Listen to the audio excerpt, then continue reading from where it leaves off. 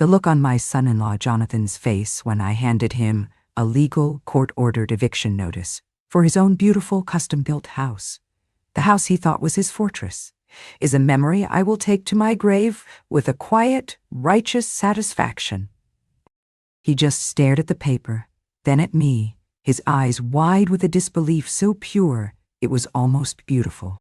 "This is a joke," he stammered. "You can't do this." And I just smiled and said, "Oh, I can, dear. You see, the house is now legally mine." Hi, everyone. I'm Grandma Marion. My name is Marion Stevens. I'm 80 years old, and I'm from a small, quiet town in the Green Hills of Vermont. This is a story about a theft so profound, it almost stole my soul along with my home. It's a secret I have kept wrapped in shame for 3 long years, a story I couldn't even tell my other children. They know their sister, Grace, and her husband had a difficult falling out with me. They think it was a simple argument over money and property. They don't know the truth. They don't know that my charming, successful son-in-law, a man I trusted like my own blood, is a common criminal who forged my name on a legal document and sold my home, the house my husband built with his own 2 hands, right out from under me. He didn't just try to make me homeless. He tried to erase me. He and my daughter, my sweet, gentle Grace, thought I was a naive old countrywoman who was too soft and too stupid to understand the city slicker papers they put in front of me. They mistook my trust for a weakness they could exploit. But they forgot that a woman who has lived on the same piece of land for 60 years has roots that go deeper and are stronger than any forged signature. This is the story of how I lost my house, and then, with a little help from the law, took his.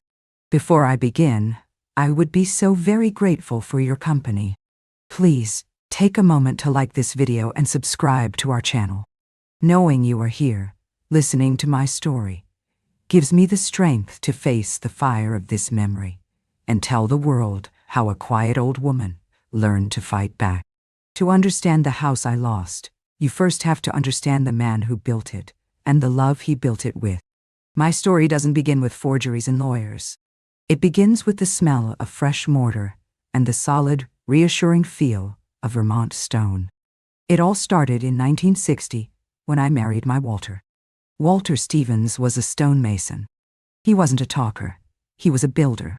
He was a quiet, strong, and deeply honorable man whose character was as solid as the fieldstone he worked with every day.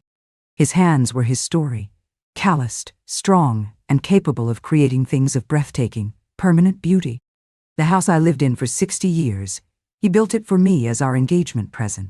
For an entire year, I would bring him lunch every day and watch as he laid every stone of the foundation, built every wall, and crafted the magnificent stone fireplace that was the heart of our home. "Marion," he'd say, "a foundation is everything. If the foundation is true and the stones are set right, nothing can knock it down." Never knowing. He was building our life, stone by loving stone. Our life in that house was as solid and as beautiful as the stones he'd laid. It was a simple life, a quiet life. It was a life of shared sunrises, of tending a massive vegetable garden together, of raising our 3 children, our 2 older boys who grew up and moved out west, and our youngest, our daughter, Grace.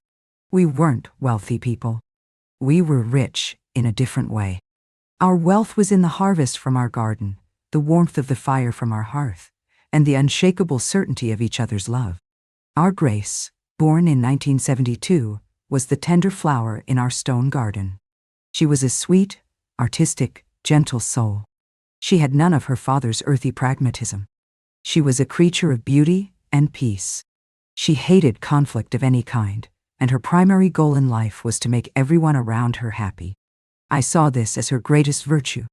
I never imagined that this desperate need to please, this inability to face a difficult truth, would one day make her stand by, silent, while her husband tried to destroy me.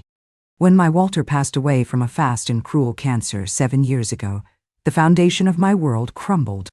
The strong, quiet man who was my compass, my shelter, and my home was gone. I was 73 years old, and for the first time in my life, I felt the cold, terrifying winds of the world on my own.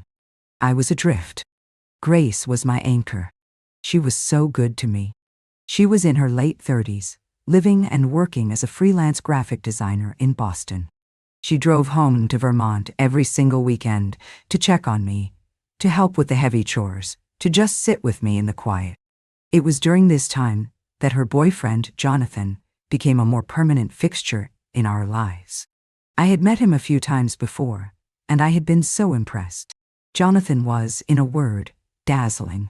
He was a successful real estate developer, a man who moved through the world with a smooth, easy confidence that was utterly captivating. He was handsome, charming, and he treated my gentle, slightly lost daughter like a precious jewel. He was everything a lonely mother could want for her child. After Walter's death, Jonathan's attention to me was a balm on my grieving soul. He was a master of empathy. He would sit and listen to my stories about Walter for hours, his face a perfect picture of sincere interest. He admired the house with a connoisseur's eye. "Walter was a true artist, Marion," he'd say, running his hand over the stone of the fireplace. "They don't build with this kind of integrity anymore. This house is a fortress. It's a legacy." He saw the things that needed doing, and he did them without being asked. He hired a man to fix the roof. He re-landscaped the front walk. He installed new, energy-efficient windows. He was stepping into Walter's role as the protector, the capable man who handled the difficult things. And I, in my grief and my ignorance of the world, was so profoundly grateful. I saw him as a gift, a blessing, the strong man who would shelter my gentle daughter from the world, just as Walter had sheltered me. When they got engaged a year later, my joy was absolute. And it was this joy, this trust, that he used to lay the foundations of his great betrayal. They sat me down at my kitchen table, the three of us.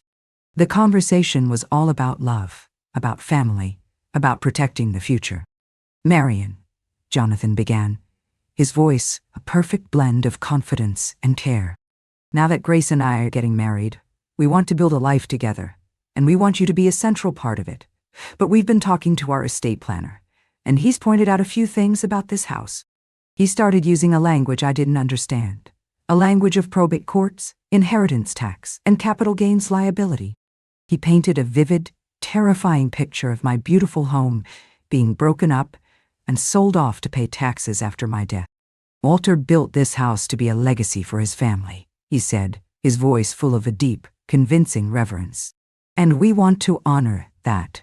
The smartest way to protect this house, to protect you, is to put it into a family trust. It's a simple legal tool. It doesn't change a thing about your life here.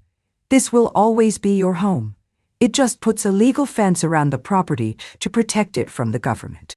It sounded so wise, so protective, so professional. "And," he continued smoothly, "to manage the trust properly, the lawyer suggests that Grace and I be named as co-trustees on the deed with you. It's just a formality, a way for us to legally be the caretakers of this legacy, to ensure it stays in the family forever." I looked at my daughter, Grace. Her eyes were shining. She was so proud of her brilliant, capable fiancé. She squeezed my hand. "Please, Mom," she whispered. "John is so good at this stuff. He just wants to make sure we're all taken care of." "That you're taken care of?" How could I refuse? To do so would have been to question his intentions, to insult his generosity. It would have been a conflict, and my daughter's entire being was geared towards avoiding conflict. They were protecting me. They were honoring my husband. I was a foolish old woman if I stood in their way. A week later, a lawyer Jonathan had hired came to the house. He was a slick, fast-talking man from the city. He spread a mountain of documents on my dining room table. He explained them in a rapid-fire burst of the same confusing jargon. I was overwhelmed. I was still grieving. I just wanted to feel safe. He pointed, and I signed. My hand, the hand of a gardener and a homemaker, signed document after document that I didn't understand. I signed the trust agreement. I signed the power of attorney. I signed what I believed was an amendment to the deed, adding their names to mine. The signature lines blurred before my eyes. When it was over, they hugged me. They thanked me. They told me I had done a wonderful, wise thing for the future of our family. I felt a wave of profound relief wash over me. The fortress was secure once more. Walter's legacy was safe. I had no idea that somewhere in that mountain of paper, there was one document I hadn't seen. A quitclaim deed. A single page that transferred the ownership of my entire world from me to him. A document that bore a perfect, forged copy of the signature I had just so trustingly given on another page. I had not just given him the keys to the fortress. I had, without ever knowing it, signed the deed of surrender. The foundation of my life, the one my Walter had built to be so true, had just been replaced by a lie. The year that followed the signing of those papers was a masterclass in psychological warfare, and my son-in-law, Jonathan, was the commanding general. His invasion was not a blitzkrieg.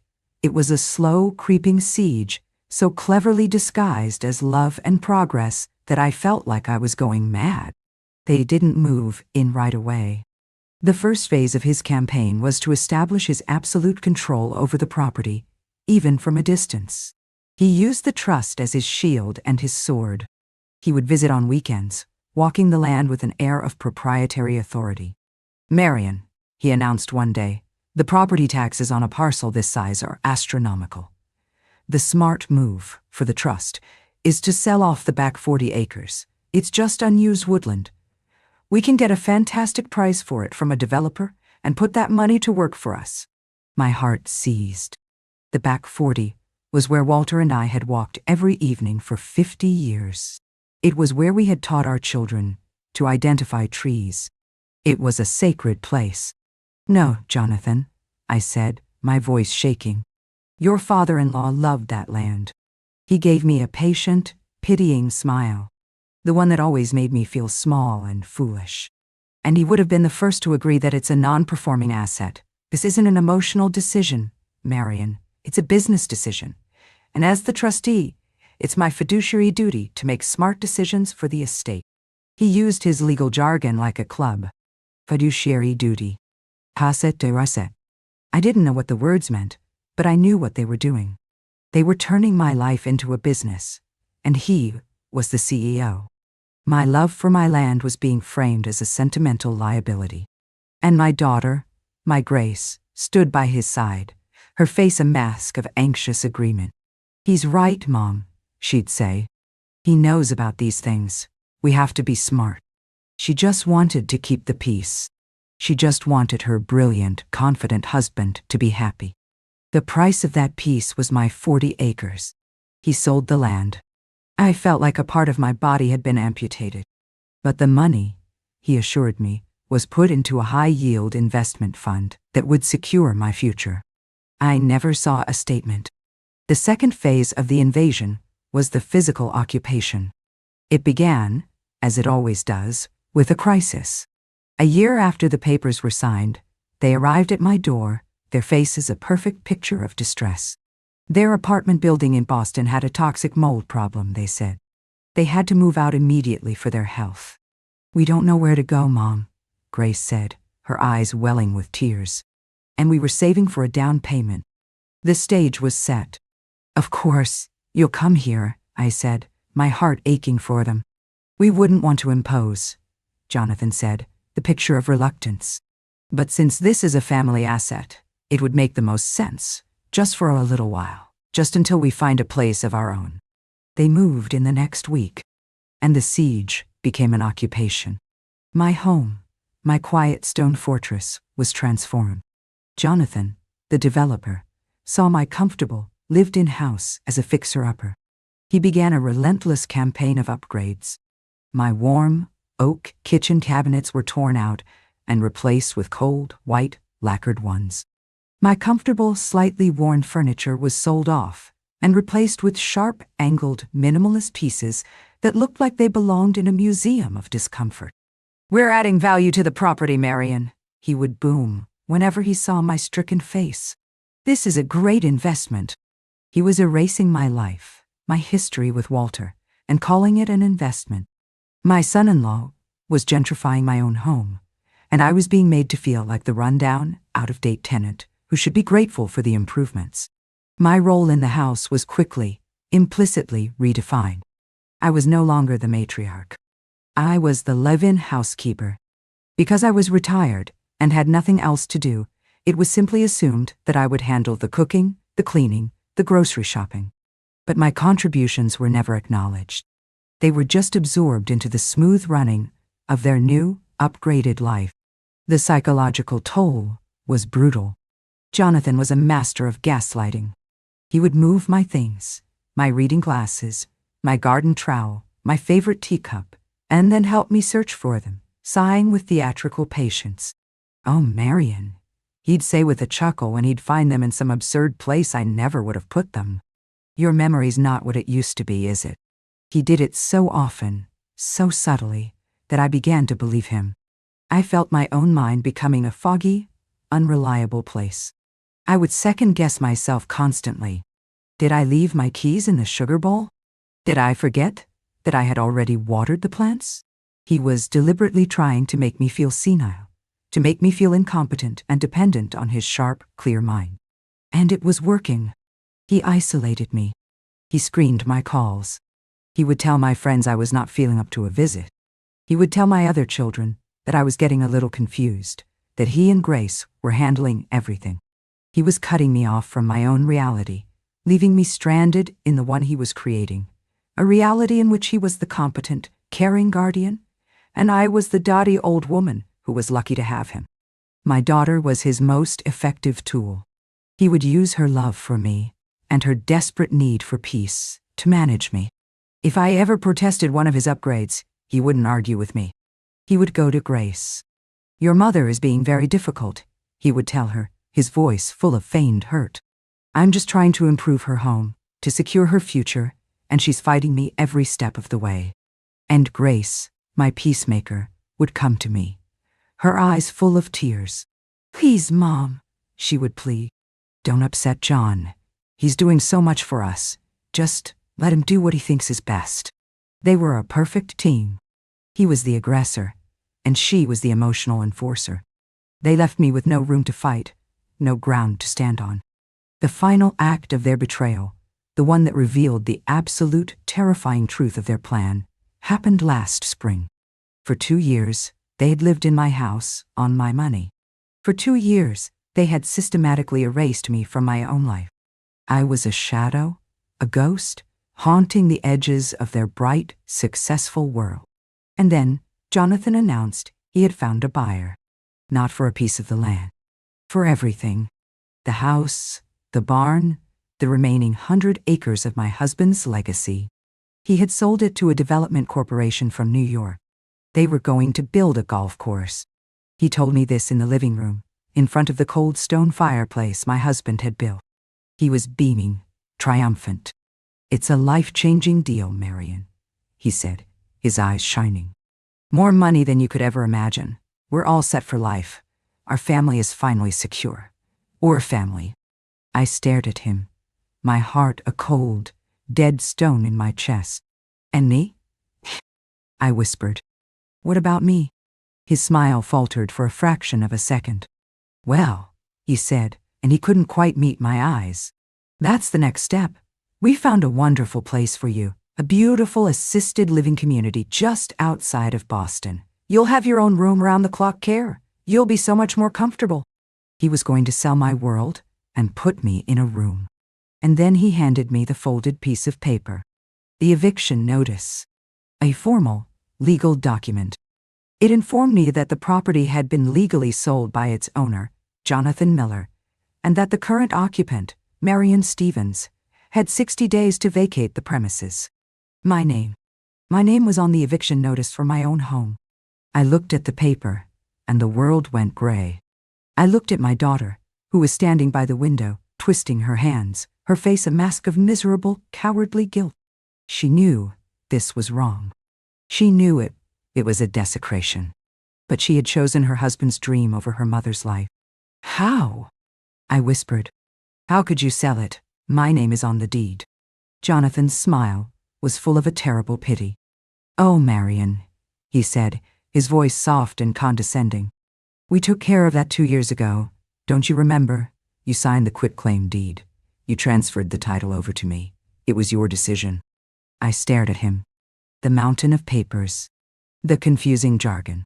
The signature pages. My tired, aching hand. And his smiling, trustworthy face. He hadn't added his name. He had replaced mine. He had tricked me into signing away my entire world. Or had he? The cold ember of disbelief, the one that had been glowing faintly for 2 years, suddenly roared into a white-hot fire. My husband's voice echoed in my head. AA Foundation has to be true. And this felt fundamentally, deeply untrue. The story he was telling me felt like a house built on sand. I didn't cry. I didn't scream. I just looked at him, at the triumphant, arrogant man who thought he had won, who thought I was a foolish, defeated old woman. And a strange, cold calm settled over me. I see, I said, my voice quiet. He mistook my calm for defeat. I'm glad you understand, he said, patting my shoulder. It's for the best. I let him believe it. I let him spend the next few weeks packing up his life, celebrating his victory.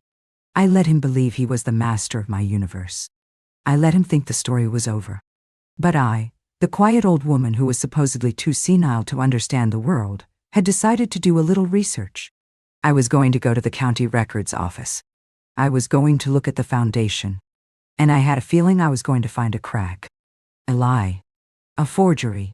And I was going to take that lie, and I was going to use it to bring his entire world crashing down. The woman they thought they had defeated did not die that day. She was reborn. The gentle, accommodating Marion, the woman who hated conflict, was buried under the weight of that eviction notice. The woman who emerged was a stranger to me, a woman made of ice and stone, and a righteous fury so cold it felt like peace. My first act of war was a pilgrimage. I waited for a day they were in Boston, meeting with their design team for the new life they were building on the ashes of mine. I took a local taxi into the county seat. The county records office was a quiet, dusty place that smelled of old paper and settled history. It was a place of facts, of truths, set in stone. With my heart pounding a slow, steady, determined rhythm, I asked the clerk to pull the file from my property. She laid the thick folder on the counter, and I began to read the story of my life in legal documents. I saw the deed from 1960, with my name and Walter's. I saw the joint tenancy agreement I had so foolishly signed with Samuel. And then I saw it. The final document. The quitclaim deed, filed 2.5 years ago. It was a single page. It declared that I, Marion Stevens, did remise, release, and forever quitclaim all my rights and title to the property to one Jonathan Miller. It was dated. It was notarized. And at the bottom, there was a signature. Mine signature. I stared at it. It was a masterful forgery. The loops, the slant, the letters, all were a perfect imitation of my hand. But it was too perfect, too confident. My real signature, especially in those days of grief, was always a little shaky.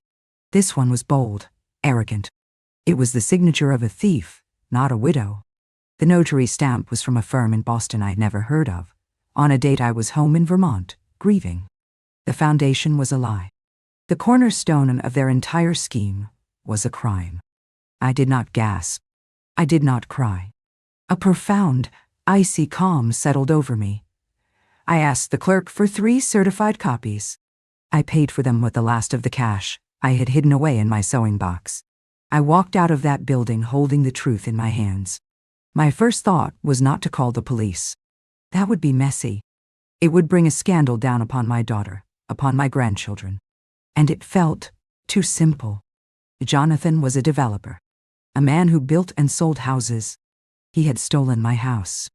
My revenge, I decided in that moment, would be a beautiful, terrible, and perfectly legal symmetry. I was not just going to get my house back. I was going to take his. My next stop was the local library. I used their computer to do my research. I wasn't looking for lawyers. I was looking for my son-in-law. I searched for his company, Miller Development, LLC. I found his professional website, full of glossy photos of the luxury homes he had built, the monuments to his own ego. And on the About Us page, I found the one piece of information I needed: the address of his showcase home. The beautiful custom-built house in a wealthy Boston suburb, where he and my daughter now lived on the weekends when they weren't occupying my home. His fortress. Then, I made a phone call. Not to a lawyer, but to a name I had seen on a lawn sign for years, the most successful, most ruthless real estate agent in our corner of Vermont. "My name is Marion Stevens," I said when she answered. "I have a unique real estate situation, and I require your services. I need absolute discretion." I met with her the next day. I laid out the certified copy of the forged deed. I explained the situation. I told her what I wanted to do. She looked at the document, then at me, and a slow, predatory smile spread across her face. "Mrs. Stevens," she said, "I am going to enjoy this." Our plan was a quiet, intricate, and deeply satisfying trap. First, we needed to stop the sale of my farm. The real estate agent, acting on my behalf, contacted the development company that had made the offer. She informed them that there was a significant title dispute regarding the property, and that the current seller, Mr. Jonathan Miller, might not have the legal right to sell. She presented them with a copy of the original deed, showing my name as co-owner. She didn't mention the forgery. She just planted a seed of doubt, a legal red flag that would force the developers to halt the sale pending a full title investigation. The phone call from Jonathan to me was frantic. "Marion, the developers are pulling out. They're talking about a title dispute. What did you do?" "I don't know what you're talking about, Jonathan," I said, my voice a perfect imitation of a confused old woman. "What's a title dispute?" I let him think I was just an accidental complication, a loose end he had failed to tie up. His frustration and arrogance were my greatest shield. Second, while he was mired in the legal quicksand of the failed sale, we moved on his house. The real estate agent used her network to do a deep dive on the property. We discovered that, in his arrogance, Jonathan had over-leveraged himself. The house had 2 mortgages. He had recently taken out a large home equity loan, likely to cover his business expenses. He was house rich, but cash poor. He was vulnerable. Third, we formed a shell corporation, a holding company with a bland, anonymous name, registered in Delaware. The company was funded by a private loan I secured from a discreet financial institution, using the deed to my own farm, my real deed, as collateral. And then we went after his debt. The holding company, my holding company, contacted the bank that held his second mortgage, the home equity loan. We made them an offer to buy the debt in cash for its full value. Banks are not sentimental. They are happy to sell a loan to another party. The transaction was completed in a week. Jonathan had no idea. He just received a standard legal notice informing him that his loan had been acquired by a new entity, the North Star Holding Group. It was a common enough occurrence in the world of high finance. It would not have raised any alarms. But now, I was his creditor. I held the note on his house. I had him. The final step was the most beautiful. We waited. We waited for him to default. And with his business struggling from the failed Vermont deal, we knew he would. It took 2 months. He missed a payment. The day after he missed the payment, the North Star Holding Group began foreclosure proceedings. The foreclosure notice hit him like a physical blow. My daughter called me, weeping. "Mom, I don't know what's happening. Jonathan's business is failing, and now we're going to lose our house. Some anonymous company is foreclosing on us. We're going to be homeless." I listened, my heart a cold, hard stone in my chest. I felt a pang of sorrow for my daughter, for the life she had chosen, for the man she had allied herself with. But my sympathy was a distant, pale thing compared to the white-hot fire of my resolve. "That's terrible, dear," I said, my voice full of a carefully practiced sympathy. "You must be so worried." I let her cry. I let her tell me all about their financial woes, all about the mysterious, ruthless company that was destroying their lives. I listened, and I gathered information. The foreclosure process moved forward with a relentless, legal precision. Jonathan tried to fight it. He hired lawyers. He tried to declare bankruptcy. But my holding company was always one step ahead. We countered every motion. We were a faceless, unstoppable force. We were his worst nightmare, a creditor with unlimited resources and an inexplicable personal desire to see him ruined. The end came at a foreclosure auction, held on the steps of the Boston courthouse. Jonathan and Grace were there, looking pale and defeated. They were hoping for a miracle, for another buyer to swoop in and save them.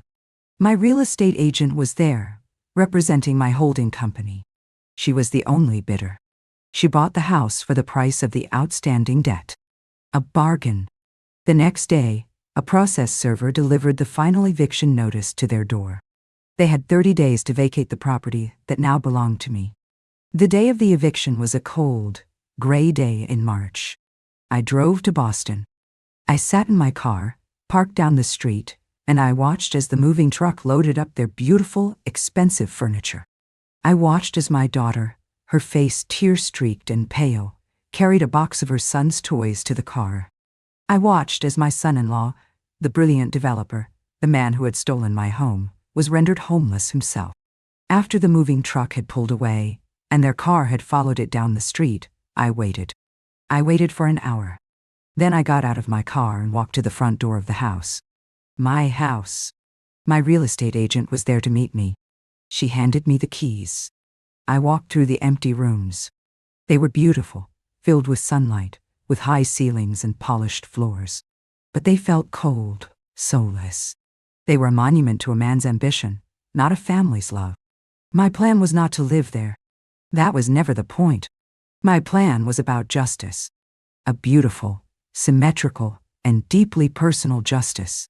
I went home to Vermont. And I waited. The phone call came a week later. It was my daughter. She was crying so hard I could barely understand her. "Mom," she sobbed. I got a letter from a lawyer about your house, the farm, yes," I said calmly. It says the title was cleared, that the forged deed was nullified, that you are the sole owner again. And it says the house has been put into a new trust for me and my brothers and the grandchildren, but not for Jonathan." "That's right, dear," I said. "And Mom," she whispered, her voice full of a new, dawning horror. "The letter, it came from the North Star Holding Group." I let the silence stretch. I let her connect the dots. I let her mind build the bridge between the ruthless, anonymous company that had taken her home and the mother she had helped to betray. "It was you," she breathed. "The company, the foreclosure, it was you all along."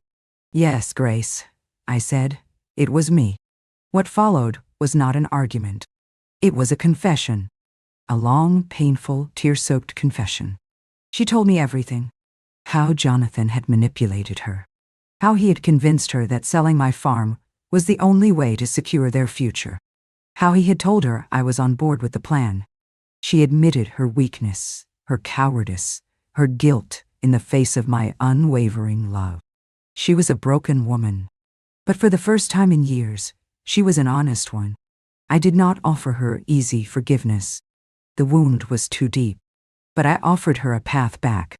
"The trust is for you and your brothers," I told her. "But it comes with a condition. You will divorce your husband. You will stand on your own 2 feet.